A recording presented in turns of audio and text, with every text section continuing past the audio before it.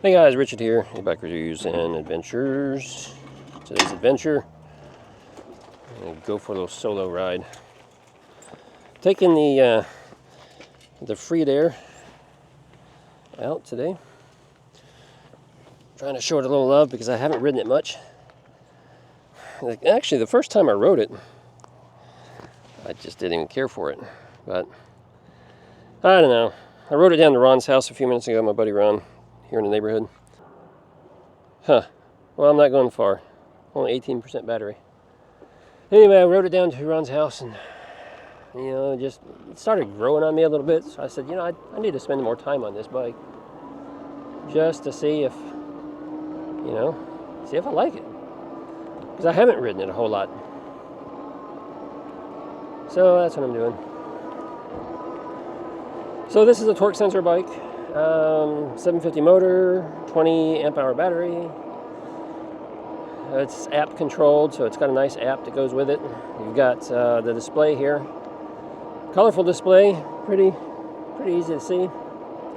7-speed Shimano. It's only got 3 levels of pedal assist. That's one thing that's kind of weird, but it's fine. A little bit I've ridden it, I haven't really noticed that I would want or need something more than 3 levels of pedal assist, since it's a torque sensor. Yeah, I don't know. It's got Kenda tires. Kenda tires are really aggressive. I mean, they got some really big, thick knobbies on them, so that's a little different. I don't like that it's such an aggressive stance. I mean, this isn't really a mountain bike or anything, but you lean over a lot to get to the steering or the handlebars. So I'm not too excited about that. If I kept this bike, I would definitely have to raise those handlebars up. But I don't know if I will. Let's see, it's a thumb shifter, or excuse me, a thumb throttle, which, being a torque sensor, I haven't needed a thumb throttle at all, and I really don't shift it. I just leave it in 7th gear because that pedal assist has been working out pretty good.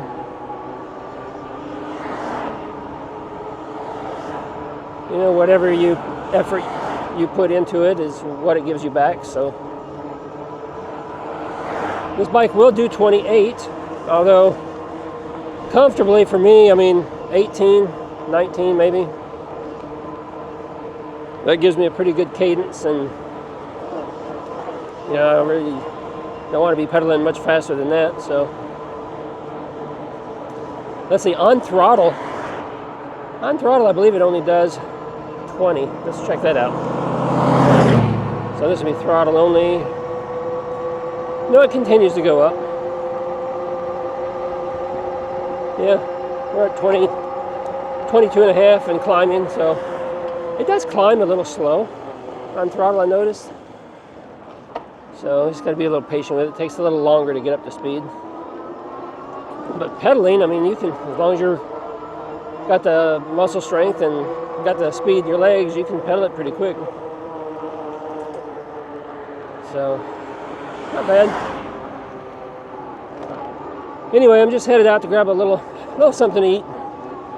Frustrated, had a rough morning, just working on the King Bull, and I'm telling you, whoo, if the trash man had came a little bit later today and didn't come so early, I probably would have been fit to be tied, and I would have put it in the back of his dump truck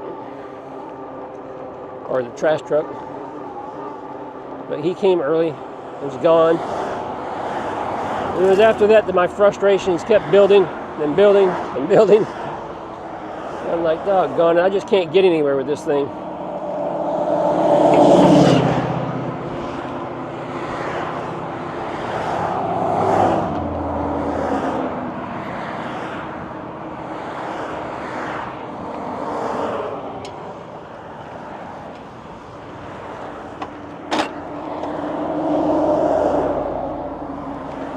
Love people.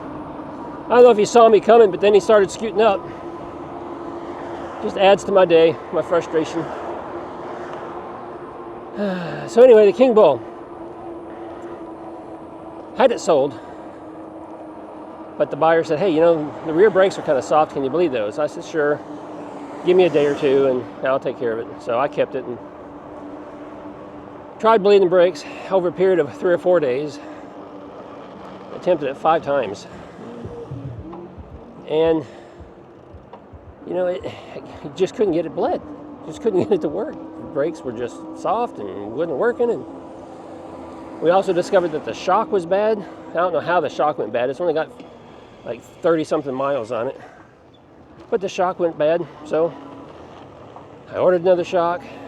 That shock, the bushings on that shock were too small, so I had to fabricate something to get it to work, and that took a couple of days because I had to find the parts I needed to fabricate the bushing, and finally got it installed with several attempts and frustration. And that shock was bad. It wouldn't hold air. It was an air shock. It wouldn't hold air.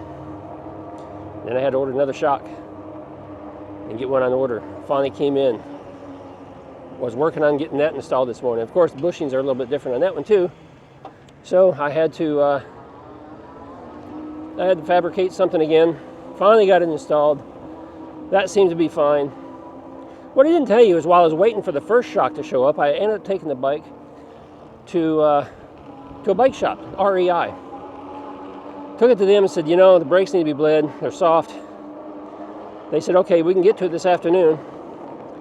I hung around. They couldn't get to it. So I finally left and came home because I'm like an hour away. As soon as I got home, they called me and said, okay, yeah, we got it done. But the brakes didn't need to be bled. So we just adjusted the brake lever. And while we had it here, we went ahead and adjusted the derailleur because it seemed to need a little adjustment there. So I get down there to pick up the bike an hour later. Oh yeah, we're not going to charge you anything for the brakes because we really didn't do anything to them. But we're going to charge you $30 for the brake derailleur, or excuse me, the derailleur. I'm like, what the heck, man? I didn't even ask you to fix that. You know, didn't ask you to do that at all. And I really don't think it needed anything. But they did attempt the brakes. They didn't charge me for that. So I figured, okay, $30, it doesn't matter. They still had the bike. They spent some time on it. No big deal. Fast forward now a week. I finally get the shock on the bike this morning. I said, great, let's take this thing out for a ride and test it. Yeah, shock feels good. No brakes. Squeeze the brake and boy, the bike just wants to keep on going. I mean, the front brakes work good. The rear brakes just keep on sailing. So I take the brake pads off. I take clean the disc real good. I clean the brake pads real good. I tried another pair of brake pads that I had. Nothing. I mean, this thing doesn't want to stop at all. So that's where my frustrations are. So if the trash man had come by about 2 hours later than he did, I probably would have said, hey man, help me load this thing up in the back of your truck. Coincidentally, the trash man and I did have a conversation, and he said, hey man, you sell those things? I said, yeah. And he took a quick peek in the garage, and he got my number, and he said, hey, I want to come back and test a couple out. And he expressed interest in the one that I was getting ready to, I wanted to put in the back of his truck. So who knows, maybe he'll end up with it. Anyway, that's my morning. So I said, you know what, I'm going to go out and grab a little very unhealthy lunch. I'm going to get me one of these little Greek gyro thingies here and call it a day. Might go riding with Ron here this afternoon when he's available. I don't know yet. That's my day. How's yours? What's going on? Let me know down below how your day is going. What do you do when you get frustrated and you have these kind of days where everything's just going wrong? Let me know. Let me know. Yeah, that's it for this video. Give me a thumbs up if you like it. If you're new here, subscribe. I share all kinds of life stories with you. I share the good, the bad, the ugly, and everything else. So, yeah, you guys, I'll see you in another video soon. You guys ride safe.